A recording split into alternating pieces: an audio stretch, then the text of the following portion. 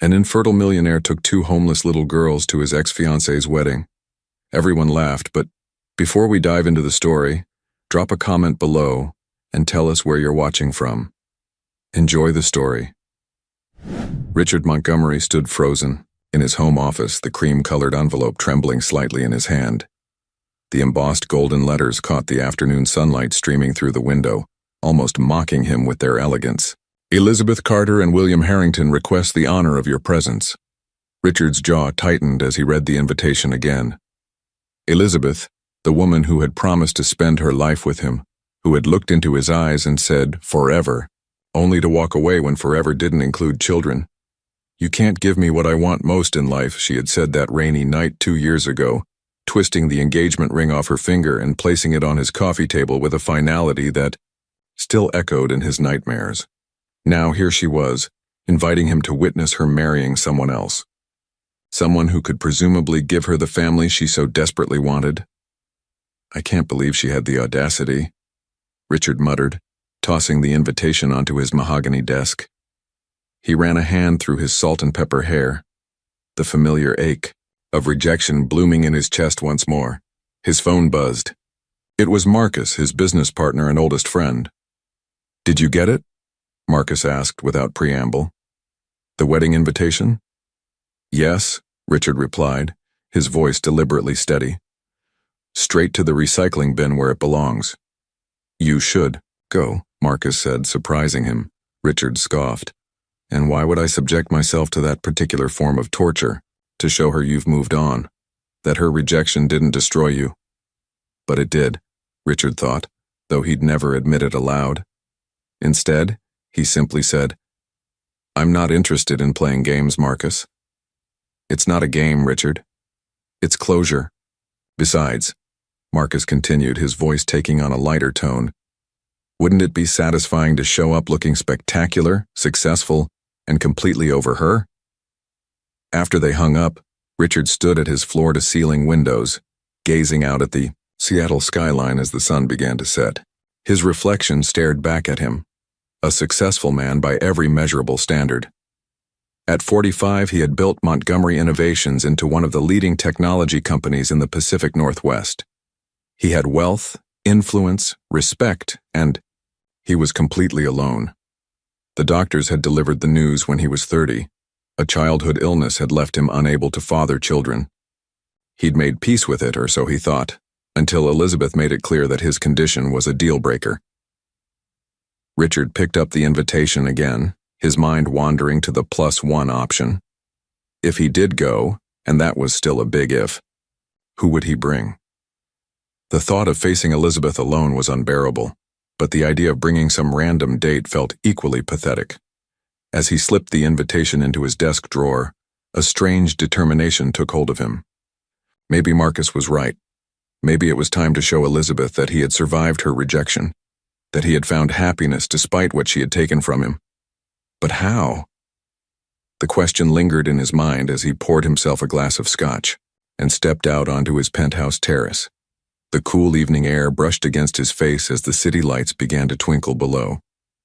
"I'm not going to let her win," he whispered to the night sky. Not this time. What Richard couldn't possibly know as he made that promise to himself was that fate was about to intervene in the most unexpected way, setting in motion a chain of events that would challenge everything he thought he knew about family, love, and what it truly meant to belong. 2 days later, Richard was still wrestling with the wedding invitation dilemma as he left a late business dinner. Rain pelted the Seattle streets and he hurried toward the parking garage, distracted by thoughts of Elizabeth. He almost missed them. 2 small figures huddled beneath a store awning across the street. Something made him pause and look closer. They were children. 2 girls, one perhaps 10 and the other no more than 6, pressed together under a tattered blanket. The older one had her arm protectively around the smaller child, whose head rested against her shoulder. Richard stood transfixed, rain soaking through his expensive coat. What were 2 young children doing alone on the streets at this hour? As if sensing his gaze, the older girl looked up. Even from a distance, her eyes reflected a fierce protectiveness that struck him to His core. Before he could think it through, Richard crossed the street.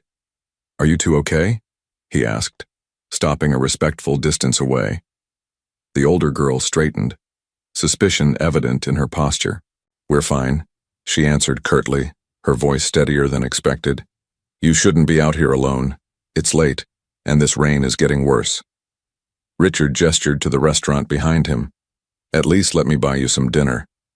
"We don't need charity," the older girl replied, but the younger one peeked out from under the blanket, her eyes wide. "It's not charity," Richard said gently. "Just one human helping another." The older girl seemed to consider this. "I'm Lily," she finally said. "This is my sister, Emma." Emma offered a tiny wave, revealing a worn teddy bear clutched in her other hand. "I'm Richard. There's a diner around the corner that makes great hot chocolate." 20 minutes later, Richard watched in silence as the girls devoured their food. Beneath the harsh diner lights, he could see them clearly for the first time. Their clothes were worn but clean, their faces smudged but not unhealthy. They ate with surprising manners, napkins on laps, quiet thank yous to the waitress. "Where are your parents?" Richard finally asked. Lily's eyes flashed with practiced caution. "They're gone. Do you have somewhere to stay tonight?" A slight hesitation. "We manage." Richard nodded, not pushing further. Something about these girls tugged at him. Their dignity amid hardship, their obvious bond. Then, a wild thought struck him. So absurd he almost laughed aloud, could he? No, it was insane. Yet looking at these two abandoned children, he couldn't help but see a parallel to his own abandonment by Elizabeth. "I have a proposition," he heard himself saying. "I need to attend an important event this weekend, a wedding. I could use some company." Lily's eyes narrowed. "What kind of company?" "The respectable kind," Richard clarified quickly. "I just mean I have this big house. You both need a safe place. Maybe we could help each other." "For how long?" Lily asked, her protective instincts clearly on high alert. "Just the weekend," Richard said. "No strings attached, you can leave any time." Emma whispered something to her sister. Lily listened, then turned back to Richard. "We'll think about it." Richard wrote his phone number on a napkin. "Call this number if you decide yes, day or night." As he walked back to his car, Richard wondered what had possessed him. Taking two street children to Elizabeth's wedding? It was madness, yet somehow, it felt right. Richard's doorbell rang at precisely 9 a.m. the following morning. He hadn't slept well, convinced the girls would never call. But at 7:30, his phone had lit up with a message from a payphone. "We'll come. Address, please." He opened the door to find Lily and Emma standing rigidly on his doorstep, small backpacks clutched in their hands. They looked even smaller in the daylight, with Lily's resolute stance contrasting sharply with Emma's wide-eyed curiosity. "You came," Richard said, unable to hide his surprise. "We discussed it," Lily replied, her voice careful and measured. "Emma thinks we should trust you." For now. Richard stepped aside to let them enter. "Welcome to my home." The girls' eyes widened as they took in the spacious penthouse with its panoramic city views. Emma gasped softly, while Lily maintained her guarded expression, though Richard caught a flicker of something, recognition perhaps, in her eyes. "You live here alone?" Lily asked, scanning the pristine, minimalist space. "I do," Richard replied. "There's plenty of room. Let me show you where you'll stay." He led them down the hallway to a guest suite with 2 beds. Emma immediately bounced onto one while Lily remained in the doorway, assessing. "Why are you really doing this?" she asked bluntly. Richard considered his answer carefully. "The truth? I received an invitation to my ex-fiance's wedding. She left me because I can't have children. You thought parading 2 orphans around would make her jealous," Lily finished, her voice sharp. Richard flinched. Put that way, his plan sounded callous and manipulative. "That was my initial thought," he admitted. "But now that you're here, it seems wrong." Something in his honest admission seemed to soften Lily's guard slightly. "We should get ready," she said. "Emma needs a bath." 2 hours later, Richard arranged for a stylist to visit his penthouse. As the woman took measurements and showed fabric samples, he was struck by how naturally the girls participated. Emma giggled as the stylist measured her, while Lily discussed color preferences with unexpected sophistication. "Navy blue would complement Emma's eyes," Lily suggested. "And perhaps something in emerald for me?" The stylist nodded approvingly. "You have excellent taste, young lady." Richard watched this exchange with growing curiosity. These were not ordinary street children. Their manners, their speech patterns, the way they carried themselves, everything hinted at a background far removed from homelessness. Later, as they ate lunch, Richard gently probed. "Lily, where did you learn about color coordination?" A flash of alarm crossed her face before she composed herself. "Books," she answered vaguely. "The library lets anyone read for free." When the new clothes arrived that afternoon, the transformation was striking. Dressed in a simple but elegant emerald dress, Lily looked like any affluent child from Richard's social circle. Emma, in her navy blue dress with white trim, was absolutely adorable. "You both look wonderful," Richard said, genuine warmth in his voice. Emma beamed, but Lily's response caught him off guard. "We know how to play our parts, Mr. Montgomery," she said quietly. "Just remember, this is temporary." As Richard watched them examine their reflections in the hallway mirror, he wondered what secrets these mysterious girls were hiding, and why, despite his better judgment, he felt increasingly protective of them both. The day of the wedding arrived with brilliant sunshine streaming through the penthouse windows. Richard adjusted his tie, checking his reflection one last time. The past 2 days with Lily and Emma had been surprisingly pleasant. Despite Lily's continued wariness, the girls had adapted to his home with remarkable ease. "Mr. Montgomery," Emma's small voice called from the doorway. "Are we leaving soon?" Richard turned and felt his breath catch. Emma stood there in her navy dress, her hair arranged in perfect ringlets adorned with a simple ribbon.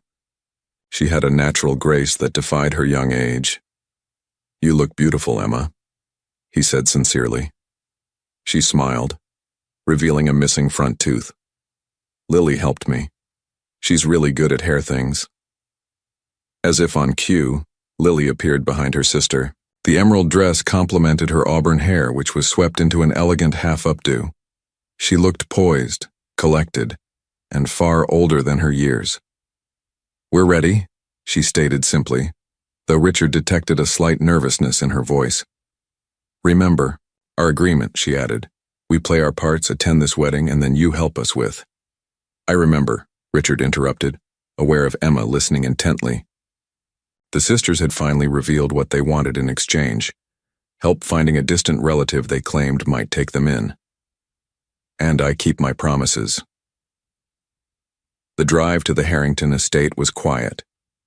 Through the rearview mirror, Richard watched, the girls taking in the manicured landscapes of Seattle's wealthiest district. Emma pointed excitedly at fountains and gardens, while Lily observed everything with calculating eyes. "Why did your fiancé leave you?" Emma asked suddenly, breaking the silence. Richard nearly swerved. "Emma!" Lily scolded. "It's all right," Richard said, gathering his thoughts. "Elizabeth wanted children. I can't have any. Sometimes people want different things from life." "That's sad," Emma declared. "You'd be a nice daddy." Her innocent comment struck Richard deeply. Before he could respond, they arrived at their destination, an imposing mansion with sprawling grounds decorated for a lavish wedding. "Wow," Emma whispered as they approached the entrance, where guests in designer outfits mingled on a red carpet, while photographers captured every arrival. Richard felt a moment of panic. What had he been thinking, bringing 2 children into the situation? But when he looked down at the girls, he was stunned by their transformation. Lily stood tall, her posture perfect, while Emma smiled sweetly, holding her sister's hand. "Ready?" he asked. Lily nodded. "Remember, we're your nieces visiting from Boston. Our parents are traveling abroad." Richard hadn't suggested this cover story. Lily had crafted it herself. The moment they stepped onto the red carpet, heads turned. Whispers rippled through the crowd. Richard guided the girls forward, one hand gently on each of their shoulders. Then he saw her, Elizabeth, speaking with guests near the entrance. She was radiant in her pre-ceremony outfit, her blonde hair styled elegantly. When she spotted Richard, her smile faltered momentarily. Her eyes moved to the girls, confusion evident. Then she excused herself and approached them. "Richard," she said, her voice controlled. "I didn't expect you to come." "I wouldn't miss it," he replied smoothly. Elizabeth's gaze lingered on Lily and Emma. "And who are these lovely young ladies?" Before Richard could answer, Lily stepped forward with perfect poise. "I'm Lily, and this is my sister Emma," she said, her voice clear and confident. "It's a pleasure to meet you, Ms. Carter. Your venue is absolutely exquisite." Elizabeth blinked, clearly taken aback by Lily's sophisticated response. "Thank you," she managed, her eyes darting questioningly to Richard. Emma tugged at Elizabeth's dress. "Your flowers are pretty. Are those peonies? My mommy loved peonies." Elizabeth's expression shifted from confusion to something harder. "How? Charming," she said, her tone suggesting otherwise. "Richard, I didn't realize you had such young friends." "There's a lot you don't know about me now, Elizabeth," Richard replied, feeling an unexpected surge of pride as he stood beside the two girls. The grand ballroom sparkled with crystal chandeliers and floral arrangements, exuding wealth and elegance from every corner. As Richard guided Lily and Emma through the crowd, murmurs followed them like persistent shadows. "Who are those children? Did Montgomery adopt? I thought he couldn't have children." Richard felt a protective instinct rise as they navigated the sea of curious stares. Emma clutched his hand tightly while Lily walked beside them with remarkable composure, her eyes observing everything with quiet intensity. "Richard Montgomery," a booming voice called out. Gregory Winters, Elizabeth's uncle and one of Boston's most influential bankers, approached with a champagne flute in hand. "I was beginning to think you weren't coming, Gregory." Richard nodded politely. "Wouldn't miss it." Gregory's gaze shifted to the girls. "And who might these young ladies be?" Before Richard could respond, Lily stepped forward with a graceful smile. "I'm Lily, sir, and this is my sister Emma. It's a pleasure to meet you." Gregory's bushy eyebrows rose at her articulate introduction. "Well, aren't you well-spoken?" His eyes narrowed slightly as he studied her face. "You know, you remind me of someone." Lily's smile remained fixed, but Richard noticed her shoulders tense. "I have one of those faces, I suppose." Gregory murmured, unconvinced. "And how do you know Richard?" "They're my guests," Richard interjected smoothly. "That's all that matters." Emma, who had been quietly observing, suddenly pointed at the string quartet in the corner. "They're playing Vivaldi's Four Seasons, spring movement, right?" Her small face lit up. "Mommy used to play that on the piano." Gregory's expression shifted from skepticism to surprise. "You know your classical music, young lady?" Lily squeezed, her sister's hand in warning, but the damage was done. Gregory's interest was piqued. "Montgomery," he said, lowering his voice. "Where did these children really come from?" Richard felt a flash of irritation. "Does it matter? Now, if you'll excuse us." As they moved away, Richard sensed Elizabeth watching from across the room, her eyes following them with growing suspicion. He leaned down to Lily's level. "Is everything okay?" Lily's composed facade briefly slipped. "We shouldn't have come. People are asking too many questions." "We'll be fine," Richard assured her, though he was beginning to wonder himself. What exactly were the girls hiding? They found their table, elegantly set with name cards and elaborate centerpieces. As they sat down, Elizabeth appeared, accompanied by her soon-to-be husband, William Harrington. Tall, conventionally handsome, with the confident air of old money. "Richard," Elizabeth said, her voice artificially warm. I wanted to properly introduce you to William. The two men exchanged tense handshakes. And these must be the little girls everyone's talking about, William remarked, his tone condescending as he looked down at Lily and Emma. Emma smiled innocently. Your wedding is very pretty, but Lily says it's XXXtrove. Extravagant, Lily supplied, then added with perfect innocence, almost as if someone needs to prove something. William's smile tightened while Elizabeth's cheeks flushed. Richard, Elizabeth hissed, dropping all pretense of cordiality. A word. In private. She led him to a quiet alcove away from the guests. What game are you playing? She demanded. Showing up with children? Are they even yours? Would it matter if they were? Richard countered. Elizabeth's eyes flashed. Don't think. I don't know what you're doing. Those girls obviously come from money, their manners, their knowledge. They're not some random children. Richard felt a chill. Elizabeth had noticed it too. I'm watching you, Richard, she warned. If there's something illegal about your arrangement with those girls, I'll find out. As she stalked away, Richard glanced back at their table. Lily was watching him intently, a knowing look in her eyes that suggested she understood exactly what had just transpired. And suddenly Richard realized he might have gotten himself into something far more complicated than he'd anticipated. The wedding ceremony proceeded with picture-perfect precision, though Richard barely noticed the vows exchanged.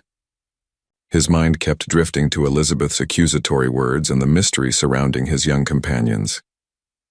During the elaborate dinner that followed, Richard observed as Lily and Emma navigated the formal place settings with practiced ease. Emma knew exactly which fork to use for each course, while Lily engaged in polite conversation with the elderly couple seated across from them. My granddaughter is about your age, the woman told Lily. Do you attend Westlake Academy?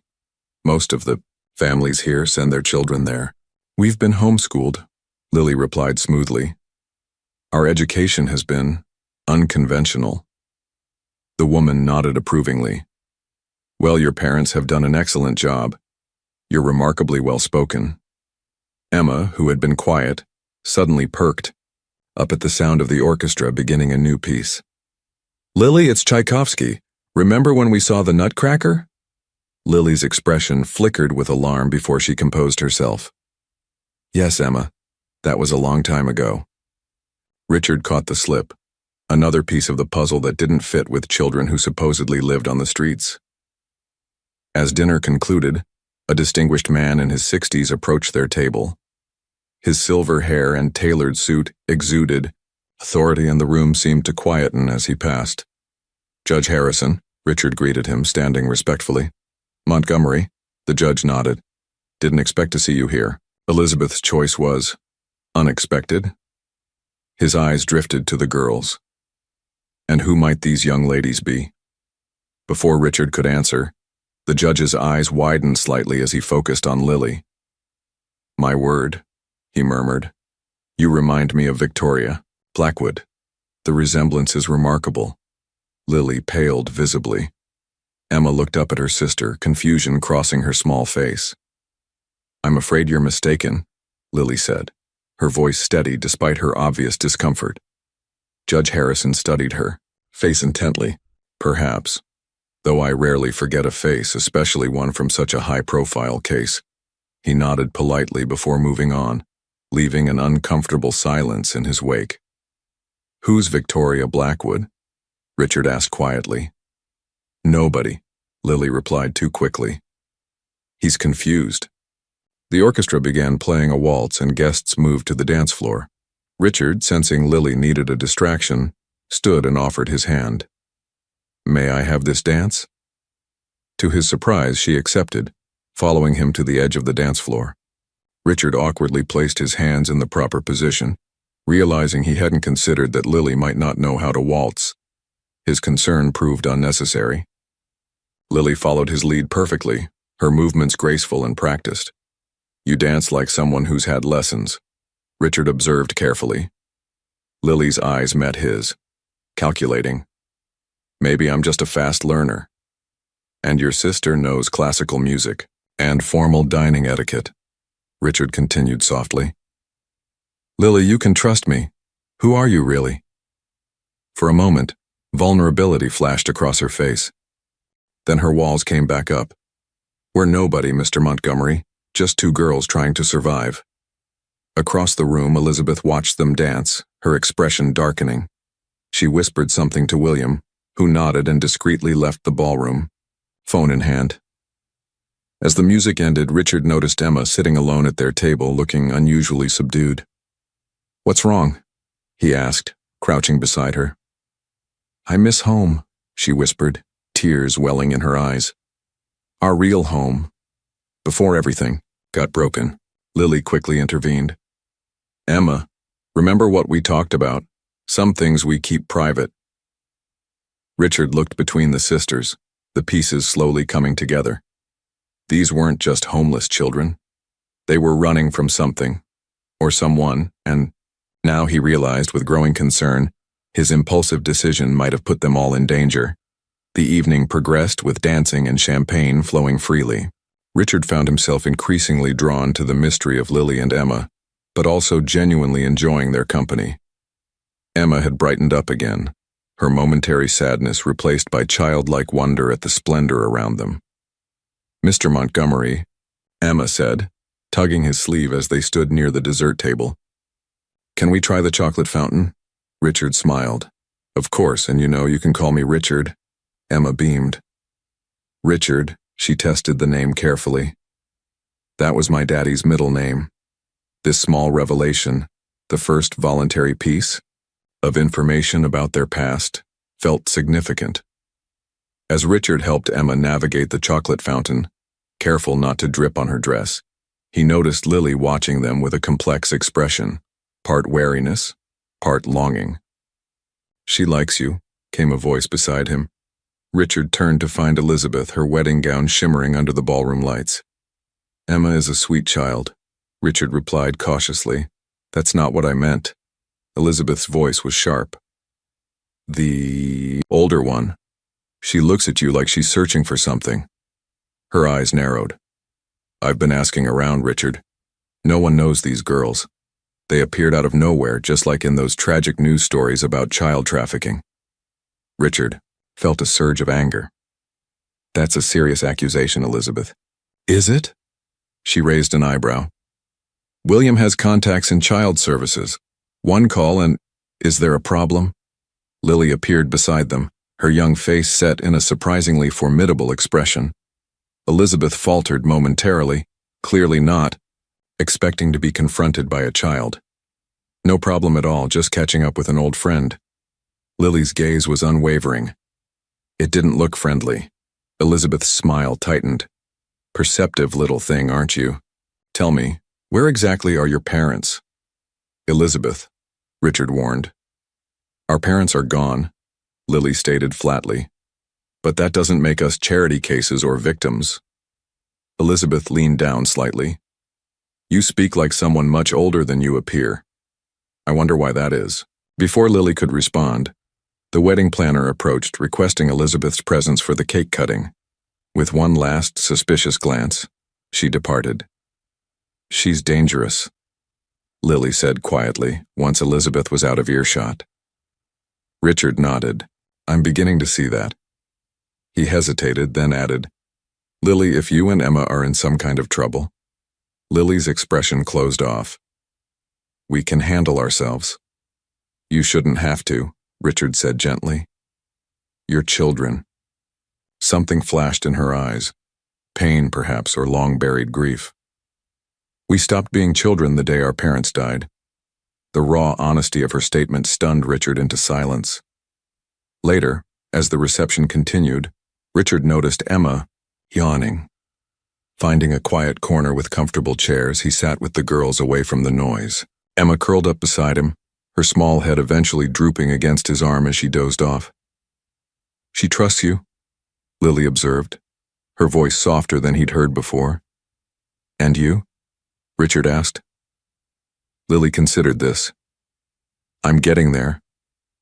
They sat, in companionable silence, watching the celebration from a distance. Richard felt a strange contentment wash over him, one he hadn't experienced in years. Your ex-fiancée keeps looking over here, Lily noted. She's jealous. Richard glanced at Elizabeth, who indeed was watching them while pretending to listen to a guest. Not of me, he said. Of what she thinks we represent. A family, Lily whispered, almost to herself. The word hung between them, fragile and loaded with meaning. Richard looked down at Emma sleeping peacefully against him, then at Lily's guarded but softening expression, and felt something shift within his heart. This charade had begun as a way to save face at an uncomfortable event. Now, sitting here with these mysterious girls, Richard realized it had become something else entirely, something real and unexpectedly precious. As the wedding reception reached its peak, Richard noticed William weaving through the crowd toward Elizabeth. They conferred in hushed tones, with William showing her something on his phone. Elizabeth's eyes widened before darting across the room to where Richard sat with the girls. We should go, Richard said quietly to Lily, a sense of unease growing in his stomach. Lily followed his gaze and nodded, gently waking Emma. Time to leave, Em.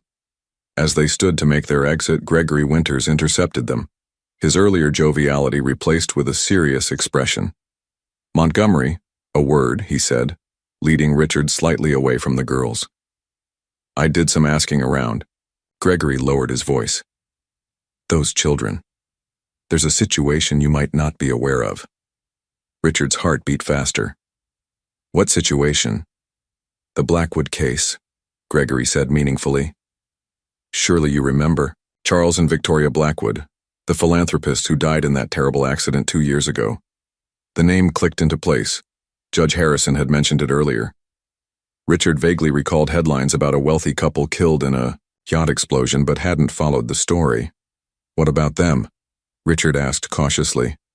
They had 2 daughters, Gregory continued, eyeing Lily and Emma, who mysteriously disappeared from their grandparents' custody shortly after. There was speculation about foul play, inheritance disputes. Richard felt as though the floor were tilting beneath him. You think? I'm certain, Gregory whispered. That's Victoria Blackwood's face on that child.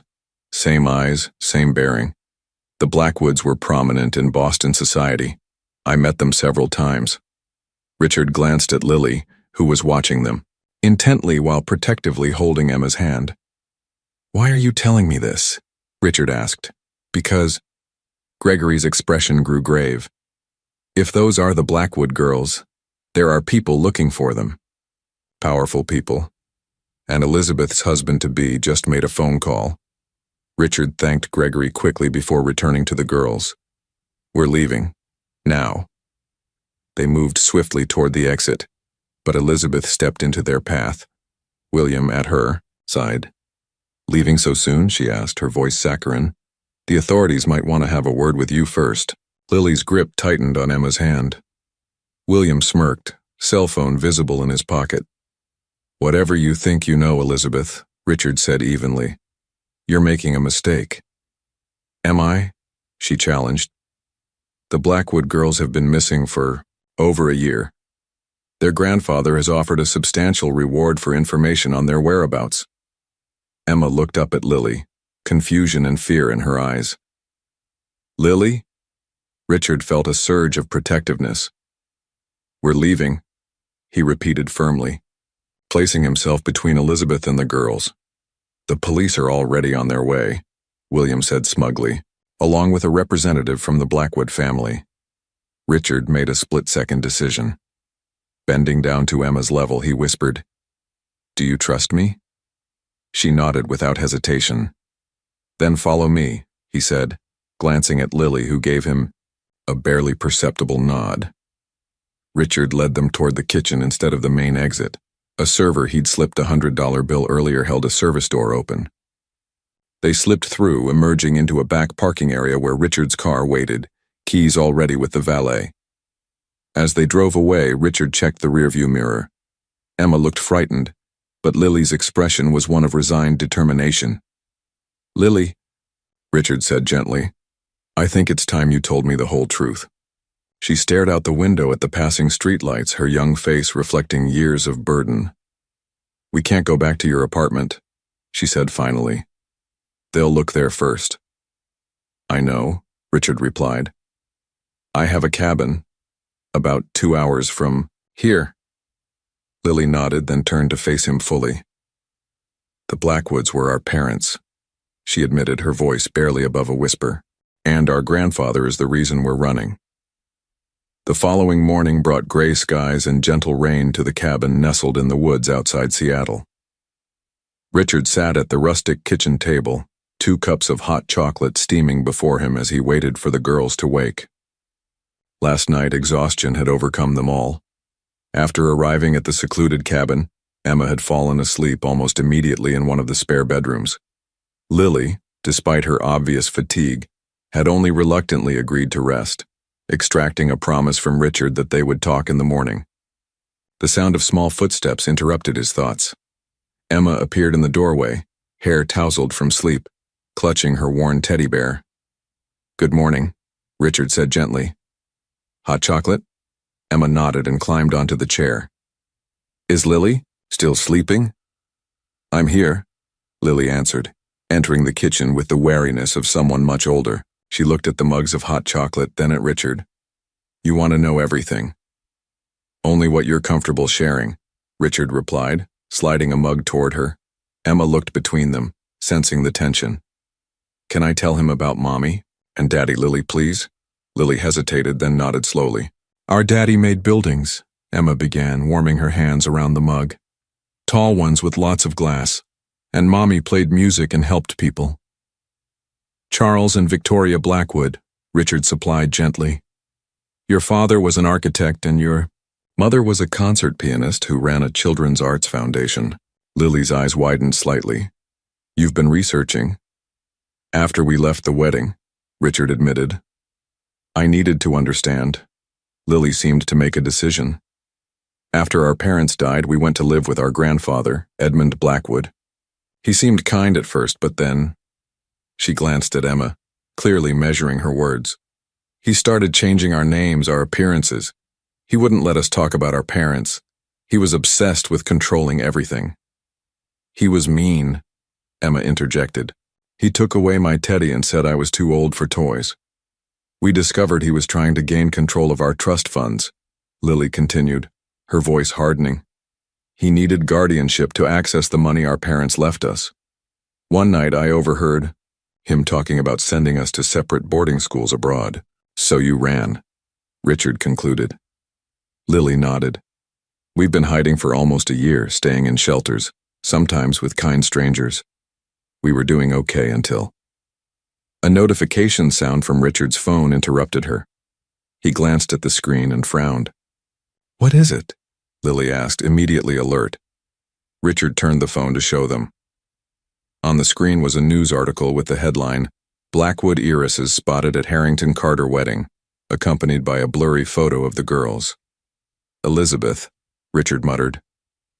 She must have tipped off the press. Lily's face paled. Everyone will be looking for us now. Before Richard could respond, another notification appeared. A text from Marcus. Turn on the news.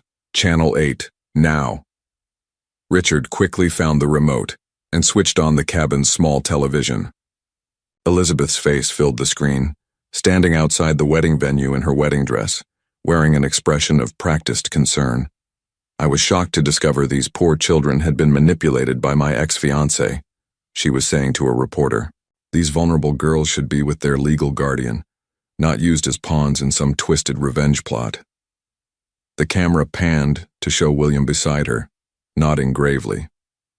When I realized who they were, I immediately contacted authorities. The girl's grandfather has been worried sick. The scene changed to show an elderly, distinguished-looking man, Edmund Blackwood, his face a mask of grandfatherly concern. My granddaughters have been through so much trauma after losing their parents. They need professional help, stability. I'm offering a substantial reward for information leading to their safe return. Richard switched off the TV, his jaw tight with anger. They're painting me as a kidnapper. Emma's lower lip trembled. Are they going to take us away? Richard looked at the frightened child, then at Lily, whose eyes held a mix of fear and defiance. In that moment, he made a decision that would change all their lives. "No," he said firmly. "No one is taking you anywhere you don't want to go. I promise." Lily studied his face, searching for deception. "Why would you help us? You barely know us." Richard considered his answer carefully. "Because sometimes family isn't about blood. It's about who stands beside you when everyone else has turned away." Rain battered the cabin windows as Richard made quiet phone calls in the corner, while the girls huddled on the sofa. Emma had fallen asleep against her sister, exhausted by the morning's revelations. Lily remained vigilant, her eyes never leaving Richard. "That was my lawyer," Richard said finally, returning to sit across from them. "And a private investigator, I trust. They're looking into your grandfather's activities and the legal status of your guardianship." Lily nodded, gently stroking Emma's hair. "He'll have the best lawyers. He always gets what he wants." "Not this time," Richard replied with quiet determination. "But I need to understand everything if I'm going to help you." Lily's eyes grew distant. "After our parents died, the first few weeks with grandfather seemed normal. As normal as it could be when you're grieving. But then he started changing things. Our schedules became rigid, our phones were taken away, we couldn't contact our friends." "Did he hurt you?" Richard asked carefully. "Not physically," Lily clarified. "But he..." She struggled to find the words. "He was erasing who we were, our memories, our parents' legacy. He even fired our nanny, who had been with us since I was born." "Why?" Richard pressed gently. "The money," Lily said simply. "Our parents left everything in trusts for Emma and me. Grandfather can't touch it without control of us." Her eyes hardened. "One night I heard him on the phone. He was talking about liquidating our father's company once he secured guardianship. Dad spent his life building that company." Emma stirred, blinking sleepily. "I'm hungry." Richard smiled, welcoming the interruption. "I'll make some sandwiches." In the small kitchen, Richard prepared lunch while processing everything he'd learned. The Blackwood case was more complex than he'd realized. Charles Blackwood's architectural firm had been valued at over $100 million, and Victoria's family fortune added substantially to that. The girls weren't just running from an overbearing grandfather. They were fleeing someone who saw them as access to a fortune. As they ate, Emma seemed to relax, chattering about a squirrel she'd spotted outside the window. Lily remained guarded, but appeared less tense than earlier. "We need a plan," Richard said eventually. "Elizabeth has made this very public." "We can disappear again," Lily suggested. "We've done it before." "Is that the life you want for Emma?" Richard asked gently. "Always running, always hiding?" Lily's composure finally cracked. "What choice do we have? No one believed us before. The court took his side. He's Edmund Blackwood, respected businessman, philanthropist, grieving father, who just wants to care for his orphaned granddaughters." Bitterness laced her words. "I believe you," Richard said simply. Lily looked up, surprise flickering across her face. "And I think I can prove he's after your inheritance, not your welfare," Richard continued. "But we need to be smart about this. Going public now would put you at risk." "What are you suggesting?" Lily asked. "We gather evidence, build a case, and when the time is right, we fight back, legally and publicly." Richard leaned forward. "But first we need to address the kidnapping accusations." His phone rang. "Marcus calling." Richard answered, putting it on speaker. "You're in trouble, my friend," Marcus said without preamble. "Police are at your apartment right now with a search warrant. Elizabeth is playing this perfectly. The concerned ex who discovered missing children. She's painting you as obsessed and vengeful." "That's not true," Emma exclaimed indignantly. There was a pause before Marcus responded. "Is that one of the girls?" "Yes," Richard confirmed. "Marcus, they ran away from their grandfather for good reason. He's trying to gain control of their inheritance. That changes things," Marcus said thoughtfully. "Richard, I have an idea, but it's risky. Elizabeth is holding a press conference tomorrow about the missing Blackwood heiresses. If you showed up with the girls. Absolutely not, Lily interjected. We're not going anywhere near her. Richard considered this.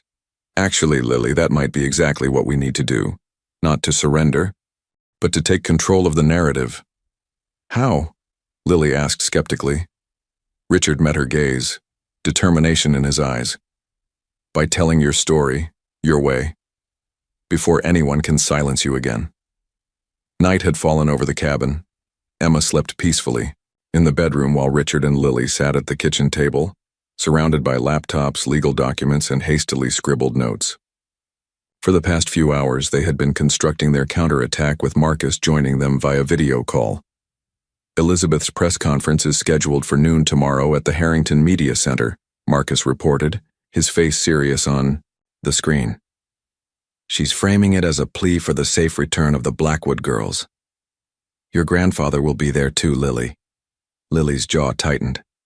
Of course he will. The Concerned Grandfather Act is his specialty. My contact at Child Services sent over some interesting information, Richard said, sliding a folder across the table. There were 3 separate reports filed by your former nanny expressing concerns about your grandfather's behavior after your parents died. All 3 were mysteriously dropped. Olivia tried to help us, Lily confirmed quietly. Grandfather made her disappear too. Marcus's eyebrows rose. Disappeared as in? No, Lily clarified quickly. He threatened her family's immigration status. She had to leave the country. Richard made a note. We need to find her. Her testimony would be invaluable. Already. On it, Marcus replied. My investigator is tracking her down in Costa Rica. Lily studied the battle plan they'd developed. You really think this will work? It's risky, Richard admitted. But having you and Emma speak directly to the public changes everything. The narrative stops being about a vengeful ex-fiancé and starts being about 2 children fighting for their rights. What if grandfather tries to take us right there? Lily asked, the worry evident in her young voice despite her attempts to appear strong. That's why we're arranging for Judge Catherine Winters to be present, Richard explained. She's Gregory's sister and has a reputation for being fiercely protective of children's interests. She's agreed to issue an emergency stay on any custody enforcement until a proper hearing can be conducted. Lily looked skeptical. Judges sided with grandfather before. They didn't have all the facts, Richard countered, and they hadn't seen this. He turned his laptop to show her an email from his investigator. Attached were financial documents showing substantial sums being transferred from Edmund Blackwood's accounts to offshore holdings shortly after he gained temporary guardianship. He's already moving money around, Lily whispered, anger flashing in her eyes. Our parents' money. Precisely, Richard said. And that's just the beginning. My team found a draft proposal to liquidate Blackwood Architects and sell off its assets to a developer in Dubai. Lily's hands trembled slightly. Dad loved that company. He built it from nothing. Richard reached across the table and gently covered her small hand with his. I know what it's like to have something precious taken away. I won't let that happen. To you and Emma. Lily didn't pull away, which Richard took as a significant sign of trust. There's one more thing. Marcus interjected. Elizabeth's press conference is a trap. She's expecting you to either stay hidden, making you look guilty, or show up alone to defend yourself, making you look desperate. She won't expect all 3 of us, Richard concluded. Exactly. And she certainly won't expect you to have evidence and legal representation ready. Marcus smiled grimly. The element of surprise is crucial. My car will pick you up at 11 a.m. Back entrance, no cameras. As the call ended, Richard noticed Lily stifling a yawn. You should get some rest, he said gently. Tomorrow will be a challenging day. Lily hesitated. Richard? Yes? Why are you doing all this for us? Really? Her eyes searched his, looking for any sign of deception. Most adults want something in return. Richard considered his answer carefully. When I found out I couldn't have children of my own, I thought that part of my life was over. Then you and Emma came along, and He paused, emotion catching in his throat. I'm helping you because it's the right thing to do, but also because you've helped me remember what matters most. Lily studied him for a long moment before nodding slowly. Good night, Richard, she said quietly, and for the first time the wariness in her eyes was replaced with something that looked remarkably like hope. A light fog hung over Seattle as Richard's car pulled up to the service entrance of the Harrington Media Center. The glass and steel building loomed above them, its modern architecture creating an intimidating presence. Inside, Elizabeth would be preparing to deliver her carefully crafted narrative to the waiting press. Are you both ready? Richard asked, turning to look at Lily and Emma in the back seat. Emma, dressed in a simple but elegant blue dress, clutched her sister's hand. I'm scared, Lily, she whispered. Lily, wearing a conservative green dress that made her look both dignified and unmistakably young, squeezed her sister's hand reassuringly. Remember what we practiced, Em. Just tell the truth. The truth, Emma repeated, nodding solemnly. Richard's phone buzzed with a text from Marcus. All set. Judge Winters is in position. Media fully assembled. Blackwood and Elizabeth on stage now. It's time, Richard said, his voice steady despite the tension knotting his stomach. They entered through the service door where Marcus was waiting, dressed impeccably in a dark suit. His eyebrows rose slightly at the sight of the girls, their transformation from the street children he'd heard about to poised young ladies clearly surprising him. The press conference has just started, he informed them, leading the way through the back corridors. Elizabeth is making her opening statement now. Your grandfather looks appropriately concerned for the cameras. Lily's face darkened at the mention of her grandfather. He's always been good at pretending. They reached a side entrance to the main conference room. Through the partially open door, they could see Elizabeth at the podium, her expression a perfect mask of concern as camera flashes illuminated her face. These vulnerable children need to be returned to their loving grandfather, Elizabeth was saying, her voice carrying through the speakers. My ex-fiancé, Richard Montgomery, in what can only be described as a disturbed attempt at revenge, has taken these girls from their rightful guardian. Edmund Blackwood stood nearby, his distinguished features arranged in an expression of grandfatherly worry. I just want my granddaughters back, he added when Elizabeth paused. They've been through so much already, losing their parents. Richard felt Lily tense beside him. He placed a gentle hand on her shoulder. Remember, we control the narrative now. Questions? Elizabeth asked the assembled reporters. A woman in the front row raised her hand. Ms. Carter, how did you discover the identity of these children? Before Elizabeth could answer, Richard nodded to Marcus, who opened the door fully. Richard stepped into the conference room, Lily and Emma walking confidently on either side of him. A collective gasp rippled through the crowd as cameras swiveled toward them. Perhaps, Richard said clearly, his voice carrying through the suddenly silent room. You should ask the children themselves. Elizabeth's perfect composure faltered, her mouth opening slightly in shock. Edmund Blackwood's face hardened, his eyes fixing on his granddaughters with an intensity that made Emma shrink, closer to Richard. Richard! Elizabeth recovered quickly, her voice sweet with false concern.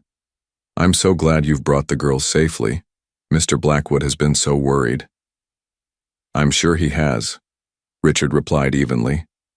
Though perhaps not for the reasons he claims. Murmurs spread through the assembled reporters as they sensed the unexpected confrontation developing.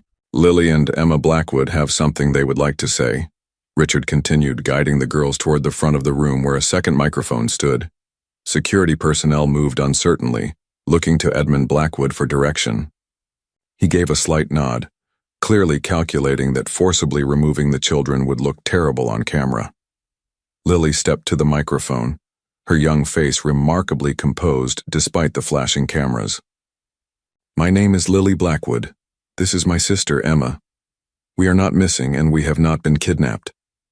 The room erupted in questions. Lily waited for the noise to subside before continuing. After our parents died, our grandfather changed. He isolated us, controlled every aspect of our lives, and began dismantling everything our parents built. Her clear voice never wavered. When we discovered he planned to separate us and sell our father's company, we ran away. We were living on the streets when Mr. Montgomery found us. Emma stepped forward, her small voice surprisingly strong in the microphone.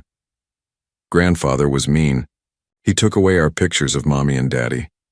He said we couldn't talk about them anymore. Elizabeth attempted to retake control. These children have clearly been coached. They're confused and traumatized. I'm not confused, Lily interrupted, firmly. And we have evidence. Marcus stepped forward, distributing folders to key reporters in the front row. These documents show financial transactions made by Edmund Blackwood immediately after gaining temporary guardianship, diverting funds from the Blackwood family trusts to offshore accounts. A tall, dignified woman rose from her seat near the back. Judge Catherine Winters commanded attention without speaking a word. As a family court judge, she announced, I find these allegations deeply troubling. I am issuing an immediate stay on all custody arrangements pending a full investigation. Edmund Blackwood's face contorted with rage. This is preposterous. These are my granddaughters. Yes, we are, Lily replied, her voice steady as she looked directly at her grandfather. But we are also our parents' daughters, and we won't let you destroy what they built. The room exploded with questions as reporters rushed forward. Security formed a protective barrier around Richard and the girls. Through the chaos, Richard caught Elizabeth's eye. Her perfect facade had crumbled, replaced by cold fury as she realized her carefully orchestrated plan had backfired spectacularly. As they were escorted to a private room, Emma looked up at Richard, her small face serious. Did we do good?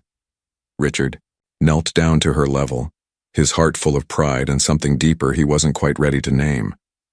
You did better than good, Emma. You were both incredibly brave. For the first time since he'd met them, Lily's guard completely dropped. She threw her arms around Richard's neck in a spontaneous hug. Thank you for believing us, she whispered, her voice finally sounding like that of the child she truly was. Over her shoulder, Richard could see reporters gathered around Judge Winters, who was speaking with firm authority. Edmund Blackwood was being questioned by two serious-looking men in suits that Richard recognized as investigators from the district attorney's office. The battle wasn't over yet, but the first crucial victory was theirs. The weeks following the press conference passed in a blur of legal meetings, court appearances, and adjustments to a new reality. Richard's penthouse, once a showcase of modern minimalism, had transformed dramatically. Emma's drawings now adorned the refrigerator, colorful chapter books filled the bookshelves, and a small piano stood in the corner of the living room. Richard sat at his desk reviewing paperwork when a tentative knock interrupted his thoughts. Lily stood in the doorway, her expression serious. The lawyers called, she said. Judge Winters made her decision. Richard nodded, gesturing for her to enter. I just got the email. And? Lily's voice betrayed her anxiety despite her attempt to appear composed. Your grandfather has been permanently removed as a guardian, Richard confirmed gently. The court has appointed an independent trustee to manage the Blackwood assets until you both come of age. Lily's shoulders sagged with relief. What about the company? Dad's company? Blackwood Architects remains intact, Richard assured her. In fact, Marcus and I have been speaking with your father's former partners. They want to preserve his legacy and vision. Lily nodded, absorbing this information. Over the past weeks, Richard had noticed her gradually allowing herself to act more like the child she was, though the protective instincts forged during their time on the streets remained. There's something else we need to discuss, Richard said carefully. The court needs to assign you a permanent guardian. Lily tensed immediately. They won't separate us, will they? They promised. No one is separating you and Emma, Richard interrupted gently, but decisions need to be made about your future. Before he could continue, Emma burst into the room, her face alight with excitement. Richard, I finished my piano practice. Want to hear? Richard smiled. Of course I do. Emma grabbed his hand, pulling him toward the living room where the small piano waited. Lily followed, her previous anxiety momentarily set aside. Emma positioned herself carefully on the bench, her small fingers poised above, the keys with determination. The melody that emerged was simple but played with heartfelt concentration. Für Elise, the piece Emma had once mentioned her mother taught her. When she finished, Richard applauded sincerely. "That was beautiful, Emma." "Mommy used to play it much better," Emma said, a hint of sadness in her voice. "But she said I was learning fast." "She'd be very proud of you," Richard said softly. Emma beamed at him before skipping off to find her drawing supplies, leaving Richard and Lily alone. "She's happy here," Lily observed quietly. "Are you?" Richard asked, turning to face her. Lily considered the question carefully. "I don't feel afraid anymore. That's new." "Lily," Richard began, choosing his words with care. "I've been thinking a lot about what happens next, for all of us." "You want us to stay?" she stated simply. "Very much," Richard admitted. "These past weeks, having you both here, it's changed everything for me." Lily studied his face with the perceptiveness that had impressed him from their first meeting. "You never thought you'd have a family." "No," he agreed. "When I found out I couldn't have children, I thought that door was closed forever. And now I realize that family isn't always what you expect it to be." Richard's voice grew soft. "Sometimes it finds you when you least expect it." A small, genuine smile, still rare but becoming more frequent, spread across Lily's face. "Emma would like that. She already thinks of this as home." "And you?" Richard asked gently. Lily looked around the apartment, taking in the subtle changes that marked their presence. "I think," she began thoughtfully, "I think our parents would want us to be somewhere safe, with someone who cares about us, not just our inheritance." Richard felt his heart expand with a warmth he'd never experienced before. "I've filed preliminary paperwork for adoption," he said cautiously, "but only if that's what you both want." For a long moment, Lily was silent. Then, with the seriousness of someone making a monumental decision, she nodded. "I think we'd like that very much." From the hallway came Emma's voice, bright with excitement. "Can I call you Dad then?" Just as life settled into a comfortable rhythm, an unexpected letter arrived that threatened to disrupt everything. Richard stared at the official-looking envelope, a familiar dread pooling in his stomach. "What is it?" Marcus asked, noticing Richard's expression during their lunch meeting. "Catherine Newman is seeking custody of the girls," Richard replied, his voice tight. "She claims to be their mother's second cousin." Marcus frowned. "After 3 months? Convenient timing, now that the publicity has died down and their financial future is secure." "Exactly," Richard agreed grimly. "The hearing is scheduled for next week." That evening, Richard struggled with how to tell the girls. He found them in the living room, Lily helping Emma with her math homework. Their easy companionship, the way they'd transformed his sterile penthouse into a warm home, made the threat of losing them unbearable. "We need to talk," he said gently, sitting across from them. Lily immediately sensed something was wrong. "What happened?" Richard explained the situation as carefully as possible, watching their faces for reactions. Emma's eyes filled with tears while Lily's expression hardened into the protective mask he hadn't seen in weeks. "She doesn't even know us," Emma whispered.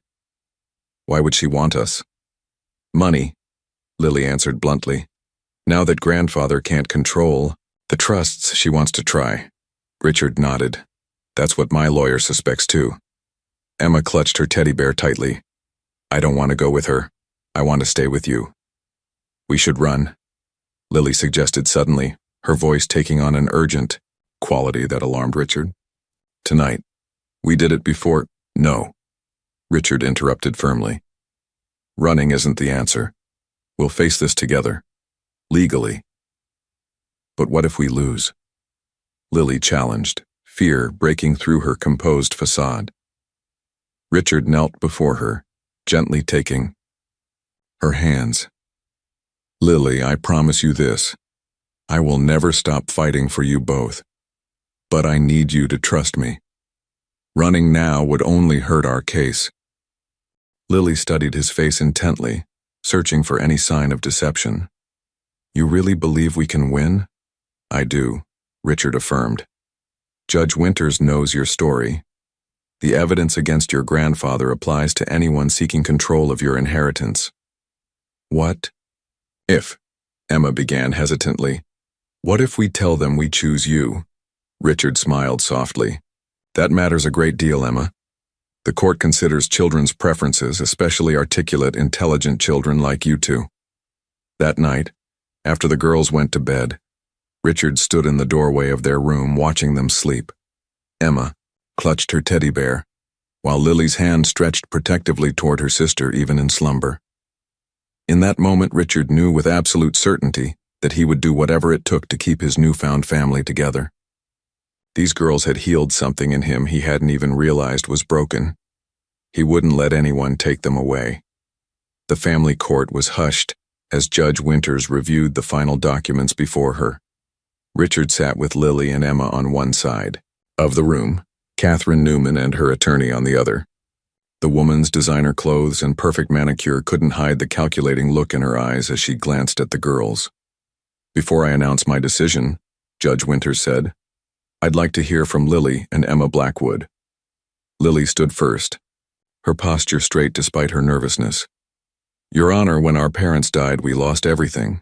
Not just them, but our sense of safety, our home, our identities." Her young voice carried clearly through the courtroom. "Until we met Richard, we were just running and surviving." Emma joined her sister, small hand clutched in Lily's. "Richard doesn't treat us like we're just money. He helps me with piano and listens when I talk about my mommy and daddy. He keeps their picture by my bed so I can say goodnight to them." Judge Winters nodded thoughtfully. "And what about Ms. Newman? She is your blood relative." "We've never met her before the hearing." "Last week," Lily answered honestly. "She never came to our parents' funeral. She never looked for us when we were living on the streets." Richard felt a surge of pride at their composure and clarity. Judge Winters turned to Catherine Newman. "Ms. Newman, you've claimed a deep concern for your cousin's children, yet there's no evidence you attempted to contact them before their substantial inheritance was secured by the court." Newman shifted uncomfortably. "I only recently learned of their situation." Despite the extensive national news coverage, Judge Winters raised an eyebrow. Richard held his breath as Judge Winters reviewed her notes one final time. "It is the finding of this court that the best interests of Lily and Emma Blackwood will be served by granting full legal guardianship to Richard Montgomery, with adoption proceedings to follow." She looked directly at the girls. "Your parents would be proud of your courage." Outside the courthouse, under a rare streak of Seattle sunshine, Emma launched herself into Richard's arms. "We won. We get to stay together." Richard hugged her tightly, then extended an arm to include Lily, who joined the embrace without hesitation. "Now we're really a family," Emma declared. "We've been a family for a while now," Richard corrected gently. "Today just makes it official." Later that afternoon, in the garden of what was now truly their home, Richard and the girls planted a young cherry tree. "In memory of Charles and Victoria Blackwood," Richard said as Emma carefully patted soil around the sapling's base. "So, they'll always be part of our new beginning." Lily, who had maintained her composure throughout the emotional day, finally allowed tears to fall. "Thank you for not giving up on us," she whispered. Richard knelt beside her. "Thank you for showing me what family really means." As the three of them stood together in the golden afternoon light, Richard reflected on the journey that had brought them here. What had begun as a misguided attempt to save face at an ex's wedding had become the most meaningful chapter of his life. Family wasn't about blood or biology. It wasn't about what you couldn't have or what you'd lost. Family was about choosing each other every day, through difficulties and joy alike. It was about building something new from the broken pieces of the past. It was, quite simply, about love.